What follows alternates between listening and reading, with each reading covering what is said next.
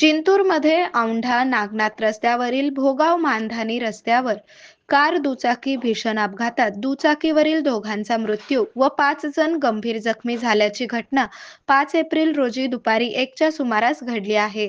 वसमत येथील दुचाकीवरील 2 जण जिंतूरकडे येत होते तर संभाजीनगर येथील कार ही जिंतूर औढ्याकडे जात होती. या दरम्यान भोगाव मानधानी मध्य रस्त्यावर दोन्ही वाहनांची समोरासमोर भीषण अपघात झाल्याची माहिती मिळताच सामाजिक कार्यकर्ते नागेश आकात, चालक विजय राठोड यांना मिळताच ते घटनास्थळी धाव घेतली.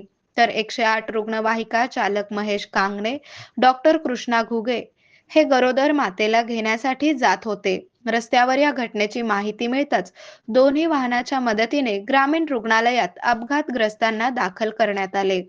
वैद्यकीय अधिकारी डॉक्टर मोहिनी शृंगारे, सिस्टर घातगिने दराडे, सीमा कांगणे, शेख सलमान, गंगाधर पालवे आदींच्या पथकाने यावेळी उपचार केले. या उपचारादरम्यान मयूर शहाणे वय 30 वर्षे राहणार वसमत यांना मृत घोषित करण्यात आले, तर गंभीर जखमी रितेश डाक वय 40 वर्षे राहणार वसमत यांना परभणी येथे नेले असता त्यांचा जागीच मृत्यू झाल्याचे समजले. तर इतर जखमीमध्ये तबसुम चांद पाशा शेख वय 30 वर्षे, मुनिराबी शेख खलील वय 60 वर्षे, शेख माजिद कादर वय 50 वर्षे, शेख सलमान माजिद, शेख शाहिदा माजिद वय 40 वर्षे सर्व राहणार संभाजीनगर यांना पुढील उपचारासाठी परभणी जिल्हा रुग्णालयात हलवण्यात आले.